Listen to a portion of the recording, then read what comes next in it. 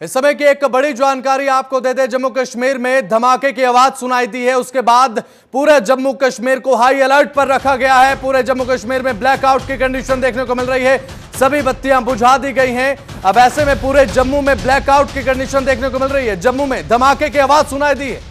अभी फिलहाल आशंका यह है कि ड्रोन अटैक ये हुआ है, ड्रोन या मिसाइल हमले की आशंका जताई जा रही है। हमारे न्यूज एडिटर विशाल कालरा हमारे साथ जुड़ चुके हैं। अभी विशाल जी, बात अगर की जाए तो जम्मू में सायरन बजने की आवाज सुनाई दी, उसके बाद धमाके की आवाज, पूरे जम्मू में ब्लैकआउट। विशाल, देखिए बसंत, इस तरह की आशंका पहले से थी कि पाकिस्तान अपनी तरफ से एक बार फिर कोई ना कोई हिमाकत करने की कोशिश जरूर करेगा। हालांकि अभी तक कंफर्मेशन नहीं है, लेकिन जो खबरें सामने आ रही हैं, जम्मू कश्मीर में एयर डिफेंस सिस्टम को पूरे तरीके से एक्टिव कर दिया गया है। जम्मू में पूरे तरीके से ब्लैकआउट कर दिया गया है, अखनूर में ब्लैकआउट कर दिया गया है। इसका मतलब यह है कि हर तरफ से लाइट्स जो है वो बिल्कुल ऑफ है। अब पूरे जम्मू में बिजली को बंद कर दिया गया है। जम्मू में हमले की कोशिश को नाकाम कर दिया गया है, ये खबर सामने आ रही है।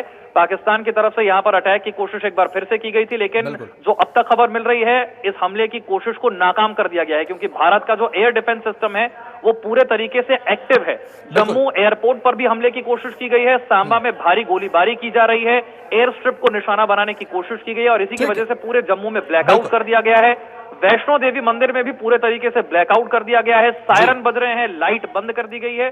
जम्मू के साथ साथ अखनूर में भी पूरे तरीके से इस वक्त ब्लैकआउट। ठीक है, बिल्कुल विशाल, बात की जाए, कल देर रात भी पाकिस्तान की तरफ से इस तरीके की हिमायत की गई थी, जब जम्मू के पुंछ में इस तरीके के हमले देखने को मिले थे, गोलीबारी देखने को मिली थी। क्या ये हमले रिहायशी इलाकों पर हुए या फिर मिलिट्री बेसिस को निशाना बनाया गया? इस बारे में कुछ अपडेट फिलहाल मिल पाई है?